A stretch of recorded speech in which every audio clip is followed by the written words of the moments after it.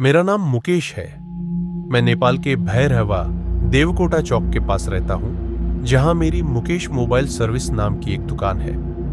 मेरी जिंदगी एकदम सामान्य थी। रोज की तरह दुकान खोलना, ग्राहकों से मिलना, फोन ठीक करना और रात में दुकान बंद करके घर लौट जाना। लेकिन उस एक रात ने मेरी पूरी जिंदगी बदल दी। वो ठंडी रात थी। मैं अपने दुकान पर लैपटॉप में कुछ फाइल बना रहा था और रात 11 बज गया था। मैं दुकान बंद करने की तैयारी कर रहा था कि तभी दरवाजे की घंटी बजी। इतनी रात को ग्राहक? थोड़ा अजीब लगा, लेकिन मैंने सोचा शायद किसी का फोन ज्यादा खराब हो और उसे जल्दी जरूरत हो। दरवाजे पर एक लंबा आदमी खड़ा था। उसने काली जैकेट पहन रखी थी और उसका चेहरा अंधेरे में धुंधला दिख रहा था। जैसे ही वो अंदर आया, हवा अचानक ठंडी हो गई। उसने धीमी और भारी आवाज में कहा, फोन ठीक करवाना है, लेकिन जल्दी। उसकी आवाज अजीब थी, जैसे किसी ने दूर से कोई फुसफुसाहट रिकॉर्ड करके उसे धीमा कर दिया हो। उसने धीरे से जेब से एक पुराना स्मार्टफोन निकाला और काउंटर पर रख दिया। मैंने फोन उठाया। स्क्रीन टूटी थी, लेकिन फोन चालू था। जैसे ही मैंने उसे ऑन किया, स्क्रीन पर लाल रंग के अजीब अक्षरों में लिखा था, मत छूना वरना वो जाग जाएगा। मैंने इसे सिर्फ एक स्क्रीन ग्लिच समझा और जैसे ही स्क्रीन को टच किया, दुकान की लाइट्स तेजी से झपकने लगी। ऐसा लगा मानो पूरी दुकान में अचानक कोई अनदेखी शक्ति घूम रही हो। शीशों पर धुंधली परछाइयां बनने लगी और अजनबी आदमी अचानक हल्के से मुस्कुराने लगा, लेकिन उसकी मुस्कान इंसानों जैसी नहीं थी। उसकी आंखें सफेद और खाली थी। बिना पलक झपकाए वो मुझे देख रहा था।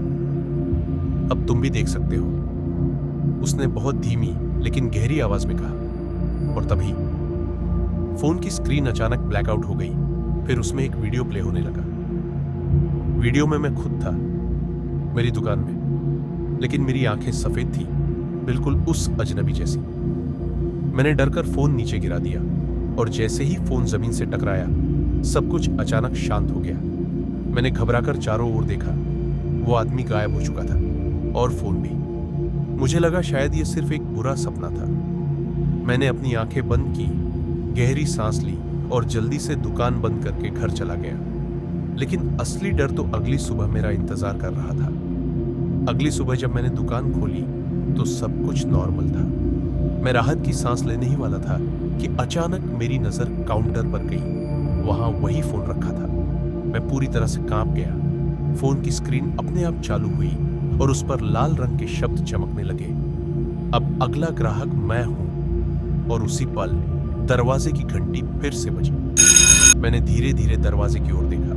मेरा पूरा शरीर कांप रहा था। हाथ कांपते हुए मैंने किसी तरह हिम्मत जुटाई और दरवाजे की ओर बढ़ा। हर कदम के साथ मेरा दिल जोर से धड़क रहा था। मैंने दरवाजा खोला। बाहर कोई नहीं था, लेकिन जमीन पर एक पुराना टूटा हुआ फोन रखा था। वही फोन।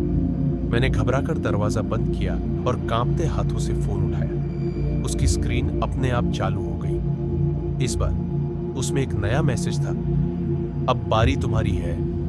फोन से अचानक भारी फुसफुसाहट की आवाज आने लगी। रोशनी धीमी पड़ने लगी और दुकान के शीशों पर कोई अपने नाखूनों से खरोचने लगा। मैंने घबराकर फोन फेंक दिया और बिजली की स्पीड से दुकान का शटर गिराकर बाहर भाग गया। उस रात के बाद मैंने कभी उस फोन को नहीं छुआ। लेकिन अगले दिन जब मैंने हिम्मत करके दुकान खोली तो सब कुछ सामान्य था। वही पुराना काउंटर, वही फोन रिपेयर करने वाले टूल्स और वही रोज की भीड़। वो फोन कहीं नहीं था और न ही कोई अजनबी ग्राहक आया। शायद ये सिर्फ एक भयानक सपना था, या फिर किसी और की दुकान पर अब वही फोन पहुंचा होगा।